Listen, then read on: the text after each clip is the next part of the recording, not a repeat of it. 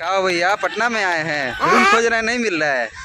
अरे हाँ भाई हाँ। और आप इस बात को भी लेकर परेशान है कि अगर हम पटना में आते हैं तो हमारा रहने का खर्चा कितना पड़ेगा और कौन सा एरिया होगा जो हमारे लिए सबसे बेस्ट होगा रहने के लिए। अगर हम जनरल कंपटीशन के प्रिपरेशन के लिए आते हैं या फिर जेई नीट के प्रिपरेशन के लिए आते हैं तो किस एरिया, कौन जो एरिया होगा मेरे लिए बेस्ट रहेगा रहने के लिए और सस्ता कौन सा एरिया पड़ेगा, हम सब आपको इस वीडियो में बताएंगे।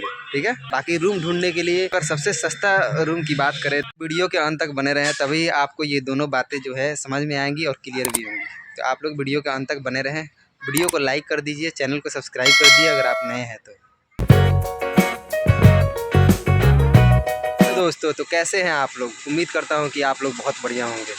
आपका हमारे इस चैनल पर बहुत बहुत स्वागत है। ये सबसे पहले बात करते हैं कि अगर आप पटना में आते हैं तो आपको रहने का खर्चा कितना पड़ जाएगा। तो भाई पटना में आने के बाद रहने का खर्चा जो रूम रेंट है वो आपको मिनिमम 1700 से लेकर और मैक्सिमम 2500 तक पड़ सकता है अगर आप रूम लेते हैं तो। ठीक है, और अगर आप हॉस्टल प्रेफर करते हैं रहने के लिए तो हॉस्टल का अलग चार्ज है, पीजी का अलग चार्ज है। और फिर बात करें यहाँ पे खर्चा का कि एक मंथ में एज ए स्टूडेंट कितना खर्चा पड़ जाता है। तो एक मंथ में अगर आप टिफ़िन सर्विस लेते हैं तो टिफ़िन का तो यहाँ पे खर्चा 2800 से लेकर 3500, उसके बाद आप जितना चाहे उतना बढ़ा सकते हैं। पटना में रहने का और खाने का खर्चा जो ऐड कर दिया जाए तो आपको ये जो खर्चा है ये 5000 के आसपास पड़ जाएगा। बाकी मैक्सिमम आप कितना हो कर सकते हैं, आपका जो भी खर्चा है उसको ऐड किया जाता है वो तो कितना हो सकता है, लेकिन मिनिमम खर्चा जो है 5000 रुपया पड़ सकता है अगर आप अकेले रहते हैं तब। लेकिन अगर आप किसी रूममेट के साथ अपना रूम शेयर करके रहते हैं तो यही खर्चा आपको कम पड़ सकता है, 4500 के आसपास आ जाएगा, कोई दिक्कत नहीं है अगर आप 2 आदमी 3 आदमी रहते हैं तो। ठीक है, देखो भाई पटना में अगर आप रूम खोजने के लिए आ रहे हो फर्स्ट टाइम तो आपको पहली बार में थोड़ी सी प्रॉब्लम हो सकती है। इसीलिए आप जब भी फर्स्ट टाइम पटना में आए पढ़ने के लिए तो पहले 1 मंथ आप कोई हॉस्टल में रह लीजिए। अगर आप 1 मंथ हॉस्टल में रह लीजिएगा तो यहाँ के बारे में आपको बहुत ही अच्छे तरीके से मालूम हो जाएगा और आपको जिस भी एरिया में रूम चाहिए उस एरिया में आप जाकर रूम ढूंढ सकते हैं। बाकी रूम ढूंढने के लिए अगर आप पटना में आते हैं, कहीं से भी आते हैं तो आप गांधी मैदान पहुंच जाइए, वहां से हर एक जगह का ऑटो मिलता है।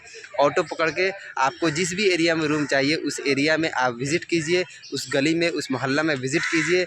वहाँ पे आपको बहुत सारे घरों पर टू लेट का बोर्ड लगा हुआ मिलेगा। उस टू लेट के बोर्ड पे कॉन्टैक्ट नंबर का ऑप्शन दिया हुआ रहता है, उस कॉन्टैक्ट नंबर पर आप कॉन्टैक्ट कीजिए और उनसे बात कीजिए कि हम पढ़ने के लिए आए हैं और हमको रूम चाहिए। तो आपको रूम का जो रेंट है वो बता देंगे और वहाँ का क्या रूल एंड रेगुलेशंस है वो सारी बातें आपको बता देंगे। उसके बाद से आपको रूम मिल जाएगी।